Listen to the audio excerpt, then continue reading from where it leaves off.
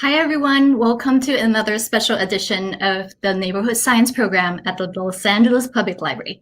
I'm Vivian Bird, esteemed librarian with the Exploration and Creativity Department, and I'm also a neighborhood scientist. Many of you may recall the scorching heat wave we experienced not long ago. Although we have been blessed with fairly nice weather these couple of weeks, we're not out of the woods yet. Extreme heat and heat waves are still being reported from various places around the world, even in the Arctic and Antarctica. Both NASA and National Oceanic and Atmospheric Administration, which is also known as NOAA, have recently announced that 2020 year-to-date global temperatures are the second hottest on the record, just behind 2016. This is really a record that we don't want to keep on breaking. Joining us today are our special guests, Gabriel Varela and Mariana Estrada from Los Angeles chapter of Climate Resolve, an environmental group dedicated to connecting communities, organizations, and policymakers to address global climate issues with local action. Both Mariana and Gabriel grew up in East and Southeast Los Angeles and have been actively advocating for environmental literacy and equitable climate solutions within the communities they serve and beyond. With another heat advisory starting this morning at 11 a.m., and that's going to last until the Saturday night, and with more extreme heat and heat waves expected, Gabriel and Mariana's presentation today will take us through the causes of these extreme heat events, their impact on our health and well-being, what we can do to help cool down our neighborhoods and our planet, and how we can best prepare ourselves and our families to get through these heat waves. Gabriel and Mariana, take away. Great, thank you. Thank you, Vivian. We are very happy to be here, and we are looking forward to presenting information that can be helpful for everybody. So as Vivian said, my name is Gabriel. I'm the Outreach Program Manager at Climate Resolve, and I have, we have our my colleague here as well. Mariana Estrada, and I am Communications and Outreach at Climate Resolve. And so for those of you that don't know us, as Vivian said, we work at Climate Resolve. We're a nonprofit organization in the City of L.A. And we work to address issues, to address the impacts of climate change locally through policy engagement and place-based projects. So as a climate change focused organization, we know that this is a global problem. And there are already a lot of organizations, a lot of countries that are working on the big picture, right? The melting ice caps, the dwindling habitat for polar bears. But today we're just gonna focus on the local level. Right? So how does it affect us here in Los Angeles? What are the opportunities that we have to make an impact and to empower ourselves? So I think we can move to the next one. So just for today, we are going to be using two tools for interactivity. Well, the first is Kahoots, and the second is Mentimeter. Or actually, we're going to use Mentimeter first. So that's going to be coming up pretty soon. So moving along.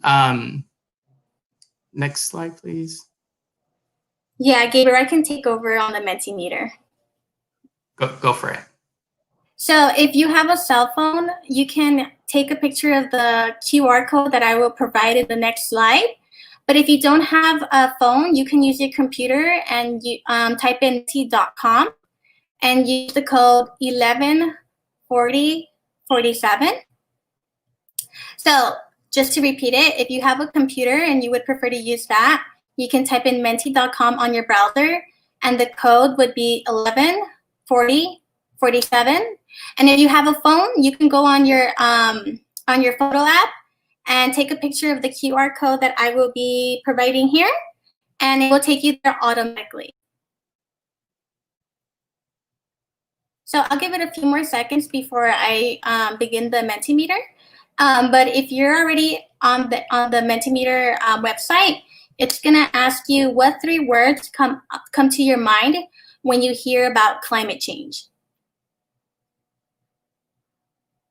So I'll leave the QR code for a few more seconds and go back to the code.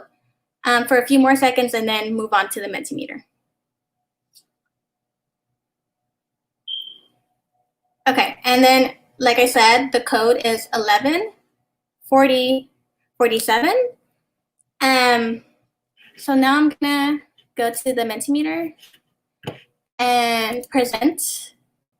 You guys should be seeing this in your full screen now. So I see a lot of words coming in already. And the biggest one being heat, which is great. We're going to be talking a lot about extreme heat and how it's connected to climate change, especially here in Los Angeles. We have the word denial, which is really interesting. And then we have dying and extinction, which I think it really describes how dire the climate crisis really is. I see the word extreme. And I also see justice, which I like a lot. And habitat loss, which is true for both animals and can be true for even humans. I'll give it a few more seconds to see there's a few more words coming in. But if you haven't accessed menti.com yet, you can see that the website is listed on the top with the code as well. So you can visit the site there. Okay, I think I'm going to move on.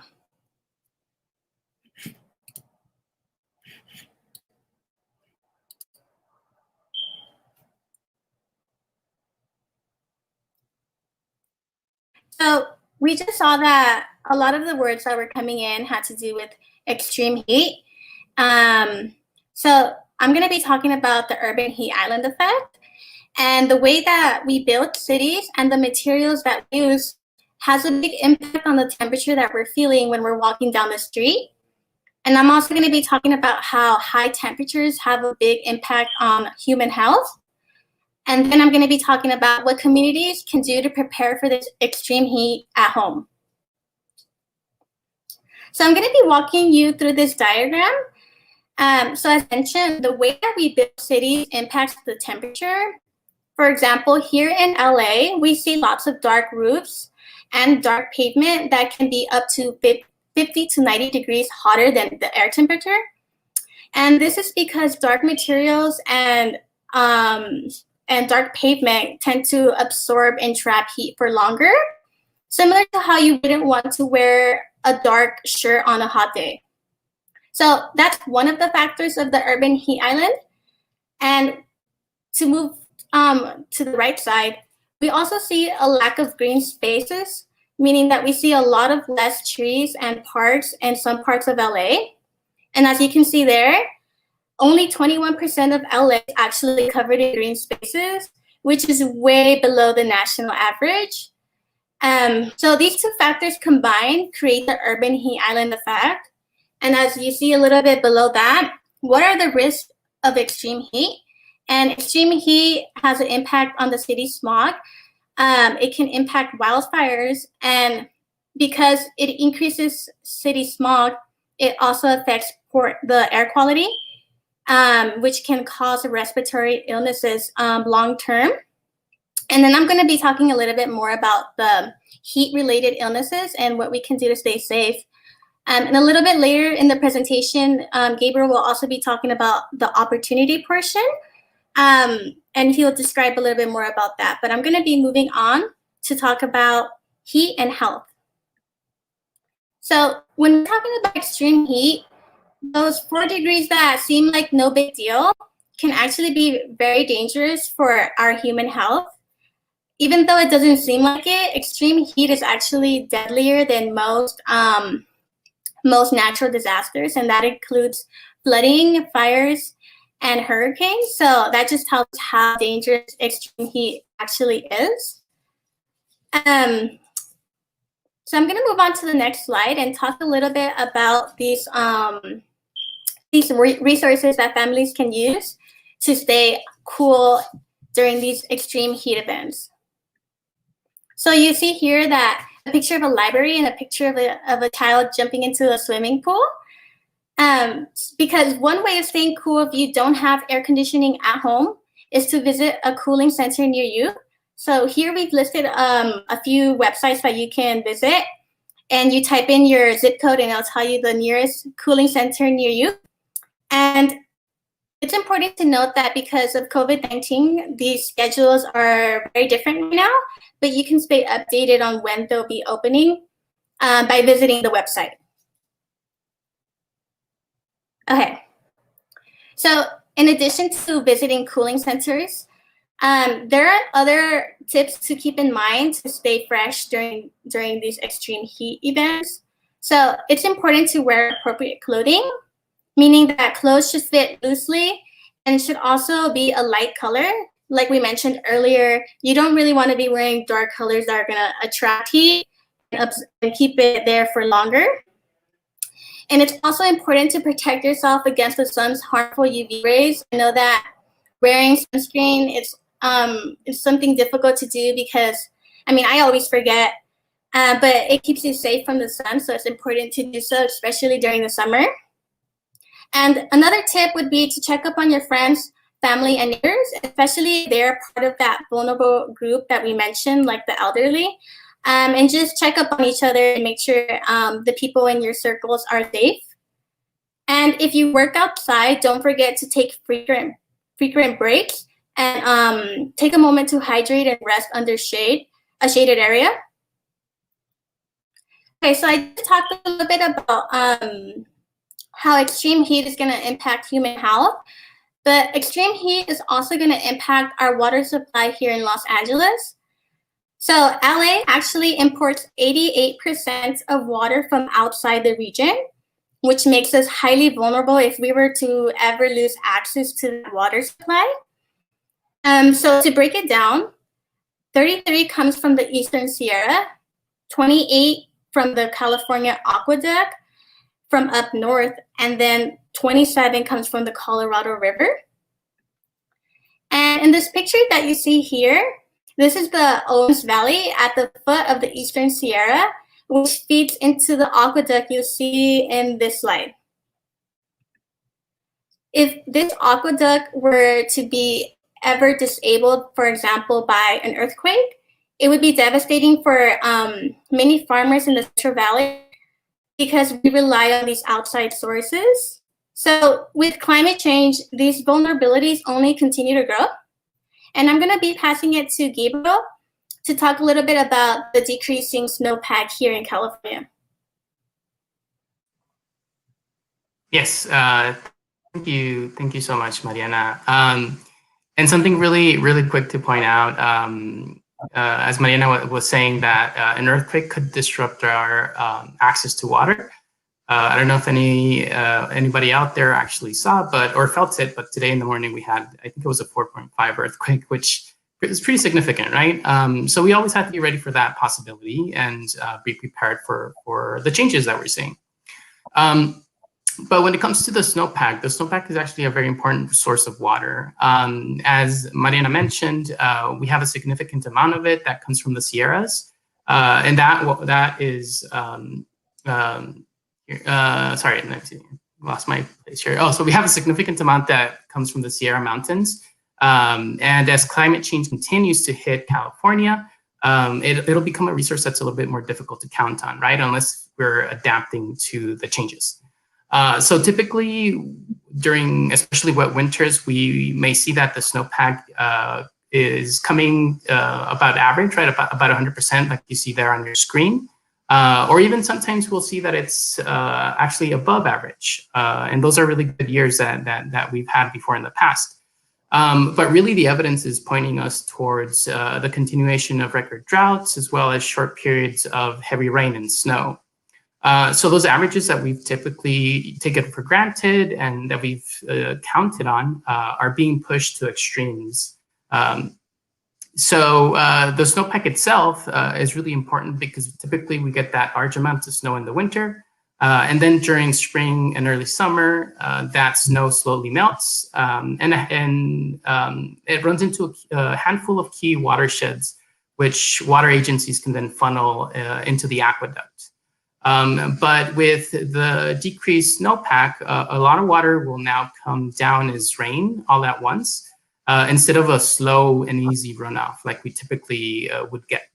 So there's a really big implication with this, right? One, the implication is that we don't really have the infrastructure to capture the water when it comes down as one huge downpour.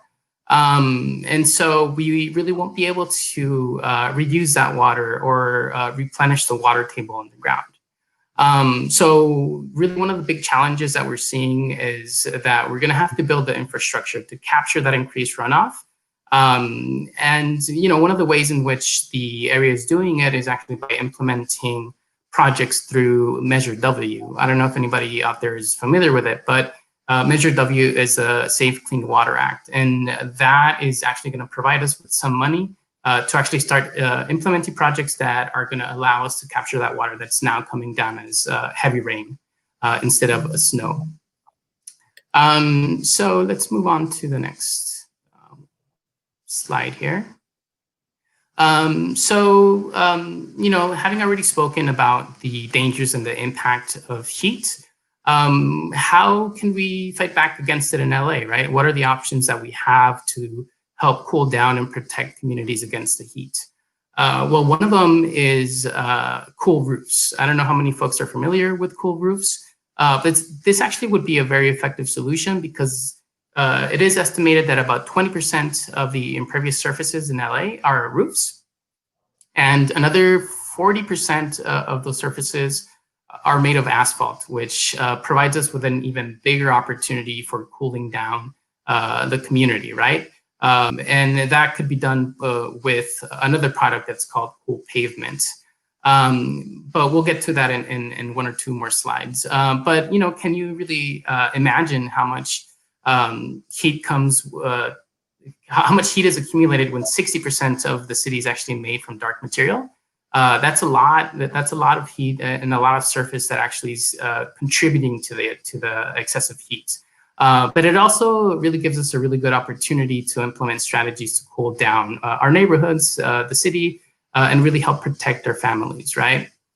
And then, one other point that's important to point out is that cool roofs and cool pavement can actually help improve air quality by reducing smog. As Mariana pointed out earlier, heat and smog have a bit of a relationship, right? When you get ozone from, for example, cars, when that gets combined with the heat coming from the surface of the asphalt, that actually there's a chemical reaction which then creates smog.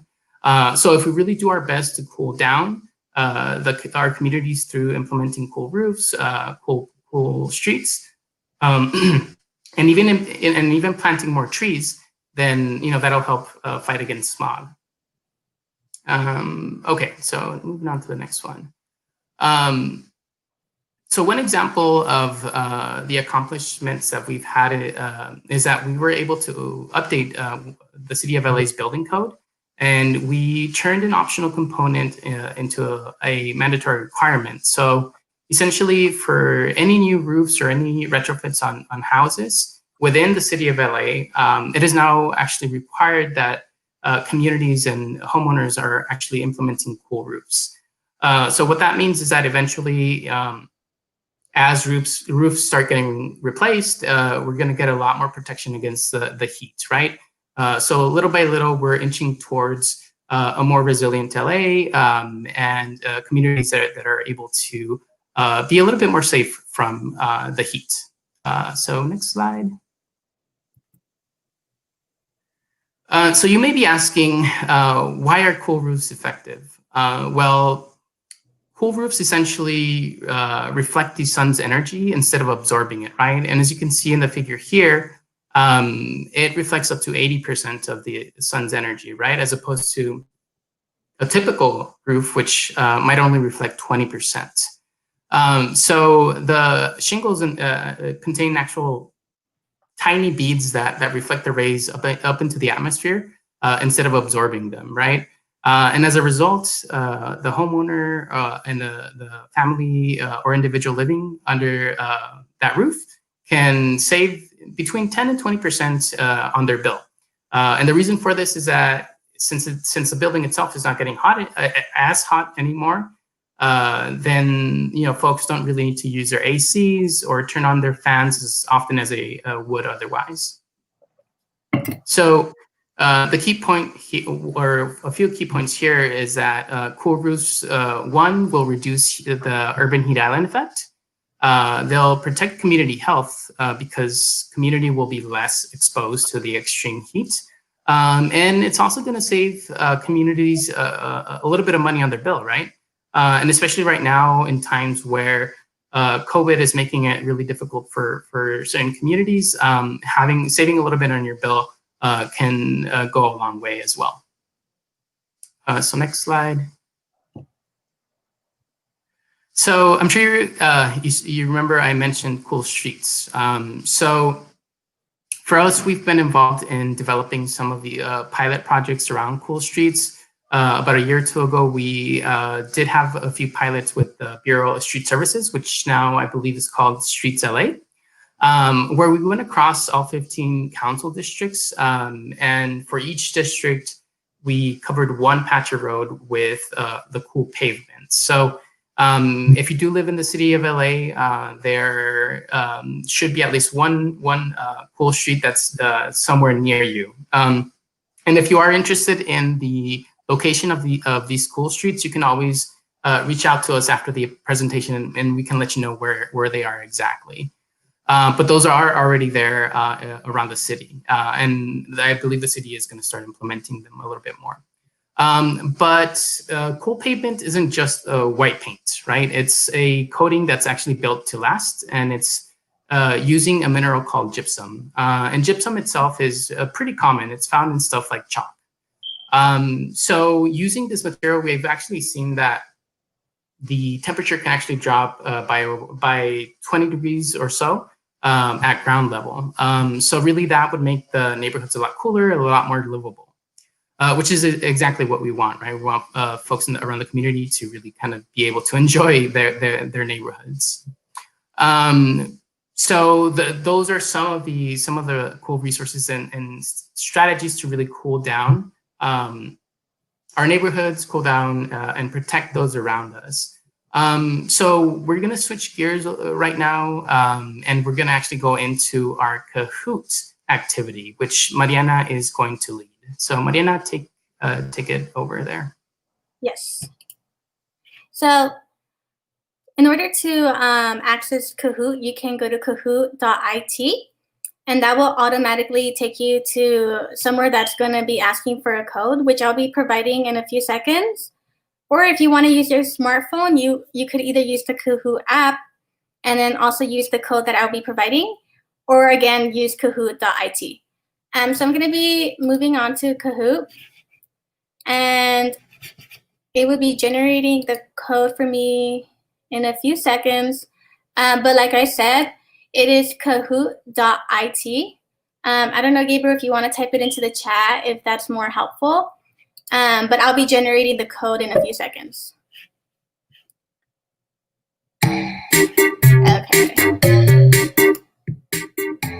Okay, so, well, that's a little loud. So the code is 909067. So I'll be waiting for folks to be jumping on. But like you see here, kahoot.it, and the code is 909067. Can you guys hear me fine? Should I lower the music? I can hear you, but maybe lower it a little bit more. Okay. Yeah, cool. Okay. Yeah, we can hear you right now. So. Okay. So we have 3 players so far. I'm gonna be waiting a few more minutes for more people to join.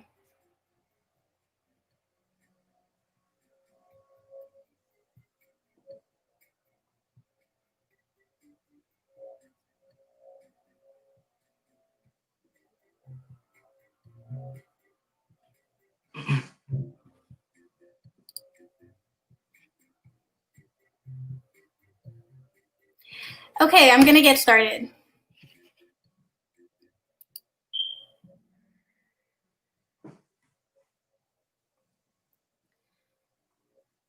So So cities that experience warmer temperatures as a result of lack of green space, dark pavement/roads is called A, extreme heat island, B, rising heat effect, C, urban heat island effect, or D, city heat island.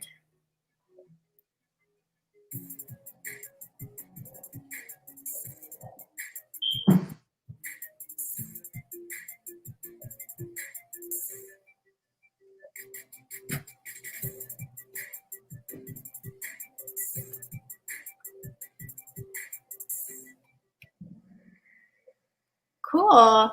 So most of the answers were right. This is called the urban heat island effect because it makes a little island of extreme heat as a result of having all this dark material that attracts heat and then no green space to combat that and help reduce the temperatures. So cool. We're going to be moving on to the next question. And it looks like Space Goose is our extreme heat expert as of right now. But we have 5 more questions, so we'll see. How do dark asphalt streets contribute to the urban heat island effect? A, by providing shade. B, by absorbing rainwater. C, by absorbing the sun's energy. D, by reflecting the sun's energy. Whoa, that was way too fast, I guess. But the answer was by absorbing the sun's energy. Because this dark material that asphalt is made of, it traps the sunlight, and instead of reflecting it like other material would, it traps it for even longer. So even when the sun is gone, you can still feel the effects of the sun because the dark asphalt streets are radiating that energy. So let's move on to the next question.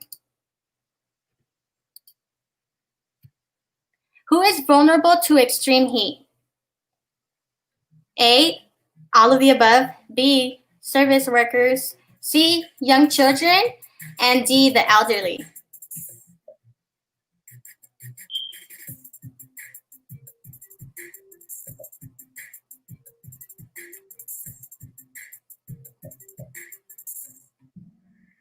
Cool, yes.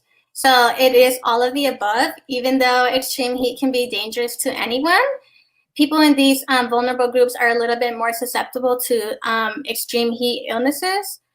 So we don't want young children or the elderly to be in the sun for too long.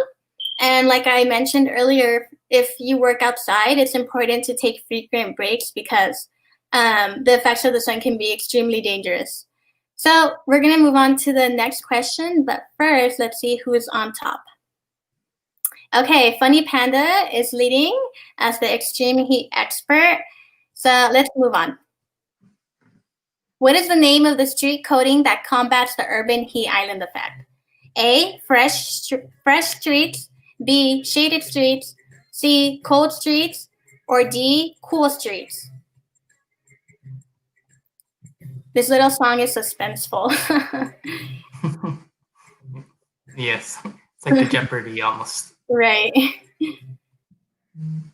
Cool. So yeah, cool streets, like Gabriel mentioned, instead of trapping that heat like asphalt streets do, it reflects it back up. So people walking down the street feel much more fresher than they would if walking down a dark street, for example, in downtown LA. So we have all these cool new solutions that we are trying to implement in LA to make us more resilient for this extreme heat that is coming. So let's move on to the next question. Okay, Funny Panda is still on top, but we see Mystery Tiger also coming up close.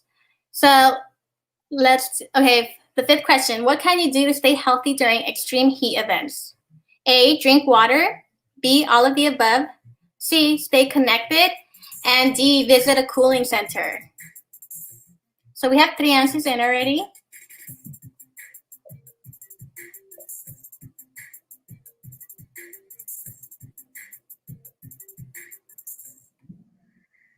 Yes, all of the above. It's important to take advantage of the resources available in the city. So those cooling centers are very helpful if you don't have air conditioning, or let's say, for example, you do want to just visit a pool and also, you can stay cool there and stay hydrated. and stay connected. You know, it's important to reach out to our community and our neighbors to make sure that we're all staying healthy. So I think we're moving on to the last question. And Funny Panda on top, and Awesome Cat in second place. So let's see who takes it for the win with the last question. What is the percentage of green space in Los Angeles? A, 51%, B, 31%, C, 21%, or D, 41%?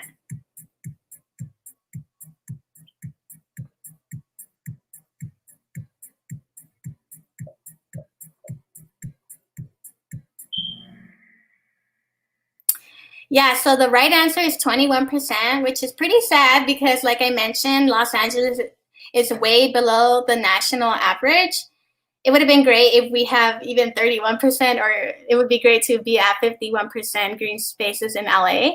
Maybe someday, but right now we see a lack of green space, especially in communities of color and low-income communities.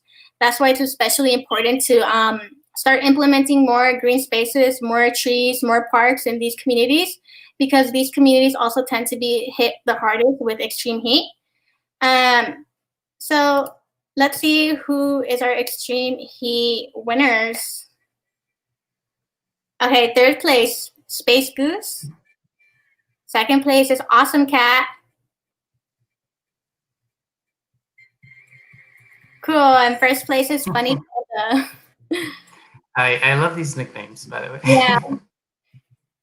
These are hilarious. So congratulations to Funny Panda. Yes. Whoever that might be. Our extremely expert. So I'll pass it back to you, Gabriel, and you can get into this activity you have. Yes, so we just want to share real quick one last quick activity that you can do by yourself when you are at home. We want to put, actually, we're going to share a link in the comments, and maybe we can have it shared with everybody that is watching us. But this link is essentially going to take you to an article that goes over a good amount of the information that we went over during this presentation. So it helps to reinforce some of the extreme heat knowledge that we've shared with folks today.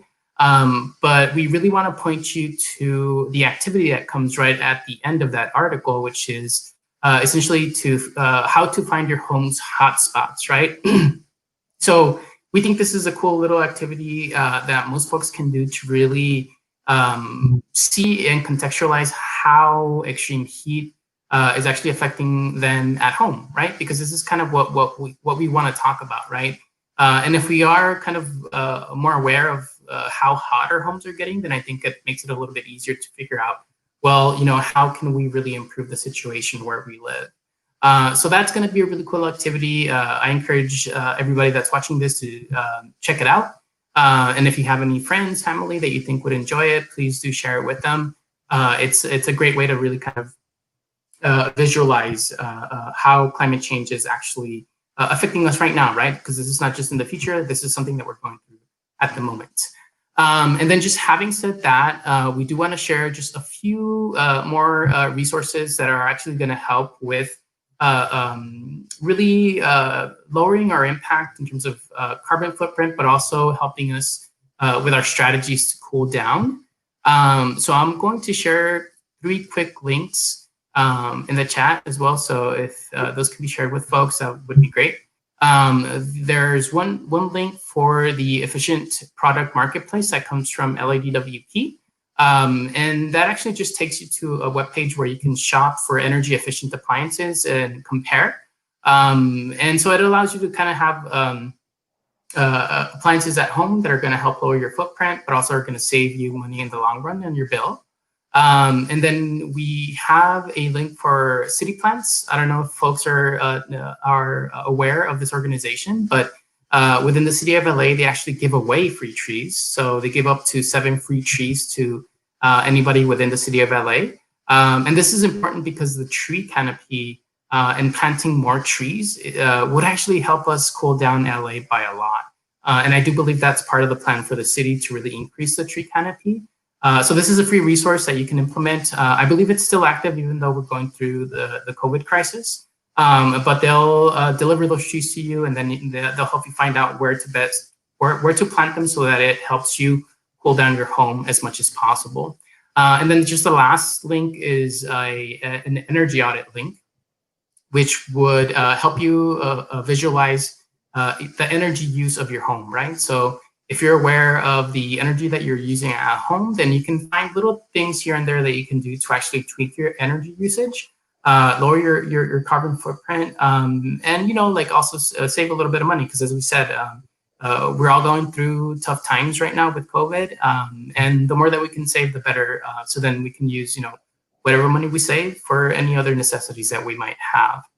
And so, yeah, we just want to make sure that folks know about those resources. And then, you know, if nothing else, you can always dunk your head in a bowl of ice, and that could help you cool down. That's always a good way to do it. So yeah, thank you very much for having us present. We're so happy that we could share this with the library community.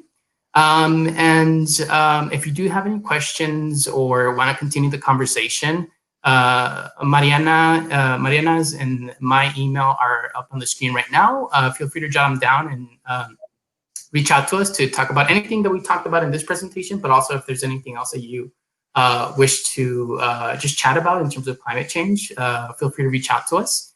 And then we also have our website up there. So if anybody's interested in our work, we have a lot more stuff that we do as an organization, so feel free to check us out. And I do believe that we were going to answer a question. I do see one here that says, any suggestions for individuals to help slow down global warming? So I'll answer, and then Mariana, if you want to add to it, feel free to add to it. But as an organization, we really like to focus on the local, right? So even though this is a big global problem, we want to understand what we can do to help. And honestly, the best suggestions that I have is to use the resources that are available to us through either our city, our utilities. A lot of times they do offer really, really good resources for us. I shared the free tree resource, which is actually really, really cool. And I don't believe there's too many cities or counties that do that, but that can actually do a lot, right? Imagine on a hot day, just relaxing under a tree, and maybe drinking a little bit of cold water or lemonade. That's always a great way to cool down, and it's a very effective and affordable way to cool down. So I would suggest that. And Mariana, I don't know if you have anything else to add to that. Yeah, I mean, Climate Resolve likes to emphasize that climate change is a global issue, and those transformative solutions are the ones that will ultimately help, you know, with climate change. But there's a lot of things that individuals can do to prepare for the effects of climate change. And some of those resources we went over in this presentation, but as far as individual actions to slow down global warming, I guess those are mostly like individual actions. I don't know, Gabriel, if you want to suggest any individual action. I can't think of any that are. Well, I really like your suggestions about trees, because even though it's an individual action, it has a big impact that can be added to. You know, if multiple people in your neighborhood are planting trees, it's like a collective action. Yeah, so we like to emphasize collective action. So if a lot of individuals are doing all these, you know, cooling strategies in their neighborhoods, that's one way to prepare for the effects of climate change. Yeah, that's all I have. Yeah, and just like another suggestion that you could do is you could always look at, for example, if you're a student, sometimes schools do invest in fossil fuels and stuff like that. So you could always ask either schools or other institutions to divest from fossil fuels and then to invest in renewable energy, right? There's a lot of power in actually requesting or demanding that that is done. So we, you know, that's something that you could do, but really kind of like individual action, like planting trees can go a long way. I know that it feels like a very small action, but if we do our best to work around our neighborhood and make sure that we're safe from the impacts of climate change, then that can go a long way towards making sure that we at least build resilience within our communities.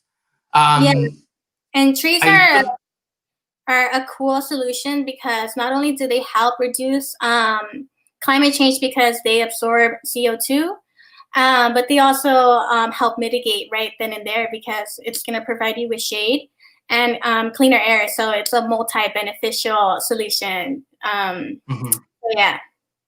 And just real quick, I know that I saw somebody ask where in LA can you find cool pavements?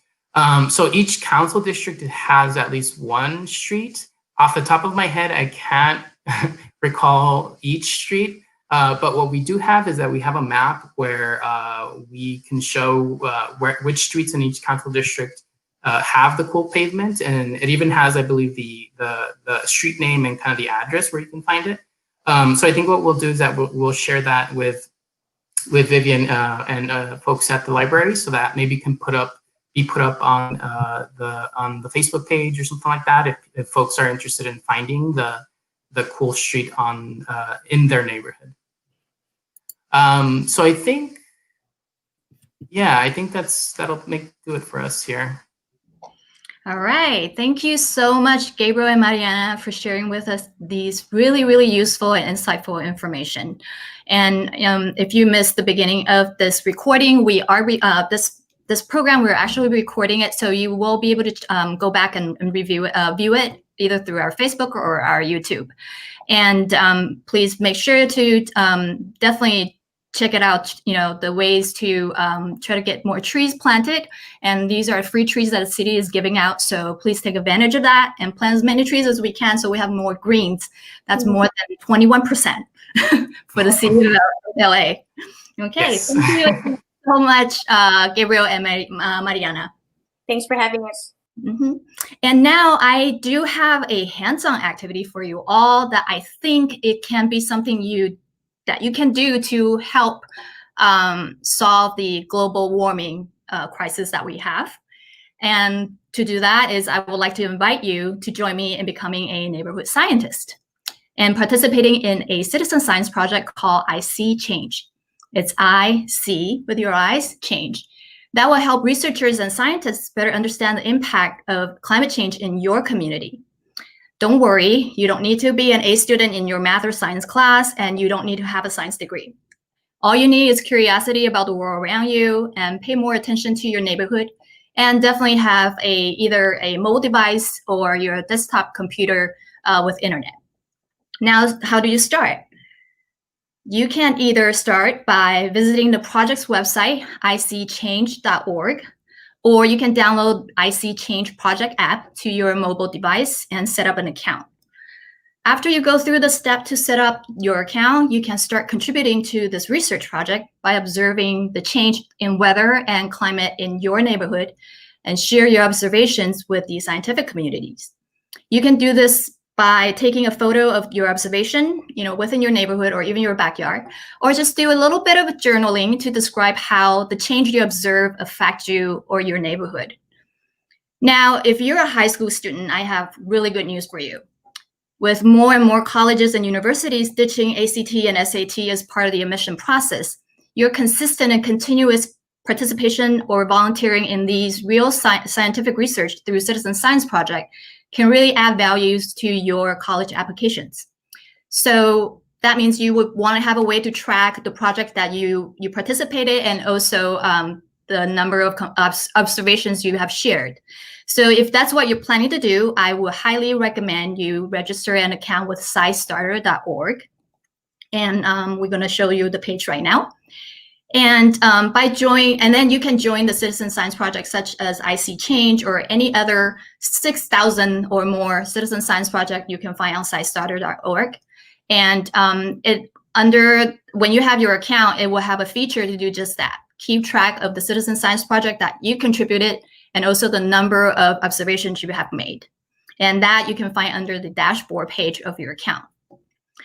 So if I have convinced you to join me to become a neighborhood scientist, please start contributing to IC Change Project today or any other project that you can find on SciStarter. There's a lot of project out there that has been created to help researchers and scientists to work on or advance their research related to our climate issues. And again, we can all help fight climate change. I hope you enjoy our program today, and thank you so much for watching. We will see you next time. Bye-bye.